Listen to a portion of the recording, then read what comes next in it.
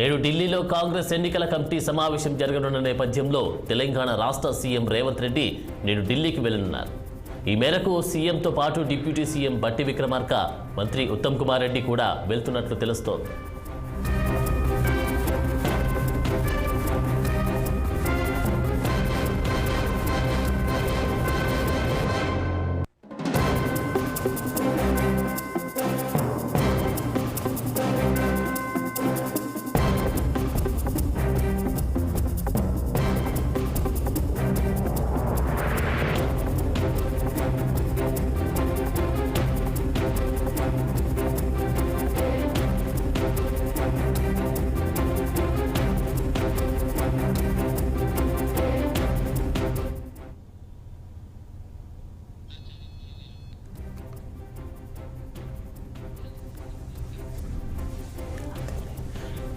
నేడు ఢిల్లీలో కాంగ్రెస్ ఎన్నికల కమిటీ సమావేశం జరగనున్న నేపథ్యంలో తెలంగాణ రాష్ట్ర సీఎం రేవంత్ రెడ్డి నేడు ఢిల్లీకి వెళ్తున్నారు. ఈ మేరకు సీఎంతో పాటు డిప్యూటీ సీఎం బట్టి విక్రమార్క, మంత్రి ఉత్తమ్ కుమార్ రెడ్డి వెళ్తూ ఉన్నారక. దీంతో పాటు సీఎం ఢిల్లీ పర్యటనకు సంబంధించినటువంటి పూర్తి వివరాలు మా ప్రతినిధి శ్రీనివాస్ అందిస్తారు. శ్రీనివాస్, గుడ్ మార్నింగ్ అన్న. ఈరోజు ఢిల్లీలో కాంగ్రెస్ ఎన్నికల కమిటీ అంటే సెంట్రల్ ఎన్నికల కమిటీ సమావేశం ఉంది. ఈ సమావేశానికి ఏదైతే పిసిసి అధ్యక్షుడు రేవంత్ రెడ్డి, అదేవిధంగా డిప్యూటీ సీఎం మల్లు బట్టి విక్రమార్క, అదేవిధంగా మంత్రి ఉత్తమ్ కుమార్ రెడ్డితో కలిసి ఈరోజు మధ్యాహ్నం 1 గంటకి బేగంపేట ఎయిర్పోర్ట్ నుండి బయలుదేరి వెళ్తారు. అయితే సాయంత్రం ఈ సమావేశం జరగనుంది. ఈ సమావేశంలో ప్రధానంగా ఏదైతే పెండింగ్ లో ఉన్న 8 పార్లమెంటు స్థానాలకు సంబంధించిన అభ్యర్థుల జాబితాపై కసరత్తు చేస్తారు.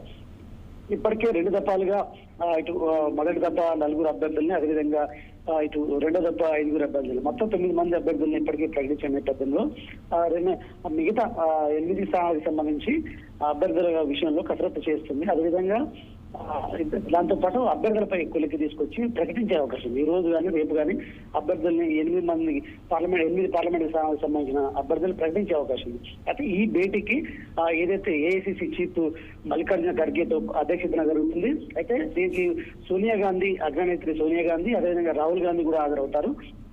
ప్రధానంగా ఇటు ఏదైతే మిగిలిన స్థానాలు ఆదిలాబాద్, వరంగల్, మెదక్, నిజామాబాద్, హైదరాబాద్, కరీంనగర్, భువనగిరి, ఖమ్మం.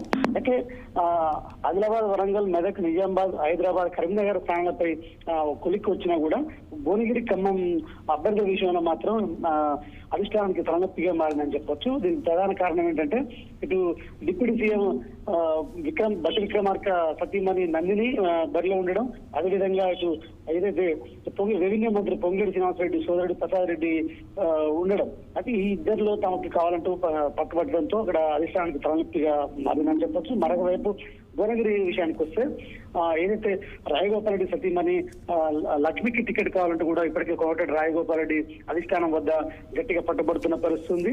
మరొక వైపు ఏదైతే రేవంత్ రెడ్డికి అంచెడు, అదేవిధంగా చామల కిరణ్ కుమార్ రెడ్డికి టికెట్ కావాలంటూ కూడా వాణి వినిపిస్తున్న నేపథ్యంలో అధిష్టానానికి ఈ 2 పార్లమెంటు విషయాల్లో తలనొప్పిగా మారిందని చెప్పొచ్చు. ఈ విషయానికి సంబంధించి ఈ రోజు ప్రధానంగా చర్చించే అవకాశం ఉంది.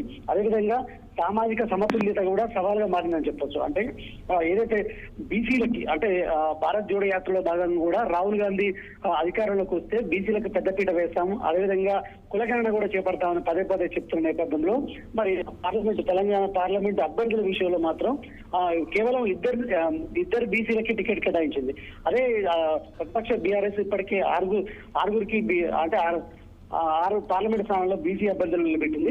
అదేవిధంగా బీజేపీ కూడా 5గురికి టికెట్ కేటాయించింది. కానీ అధికార కాంగ్రెస్ పార్టీ మాత్రం కేవలం 2కి కేటాయించిన నేపథ్యంలో దాదాపుగా అంటే ప్రధానంగా విమర్శ వస్తున్న నేపథ్యంలో అది దానికి సంబంధించి సవాల్గా మారింది. అదేవిధంగా ఎవరికి టికెట్లు కేటాయించాలనే అంశంపై కూడా సీరియస్గా చర్చించే అవకాశం ఉన్న పరిస్థితి ఉంది అని మొత్తంగా ఈరోజు సాయంత్రం ఏదైతే ఎన్నికల కమిటీ సమావేశం అనంతరం కొలిక్కి వచ్చి మిగతా 8 పార్లమెంటు స్థానాలకు సంబంధించిన అభ్యర్థులు ప్రకటించే అవకాశం అయితే ఉందని చెప్పొచ్చు. Anand, thank you Srinivas.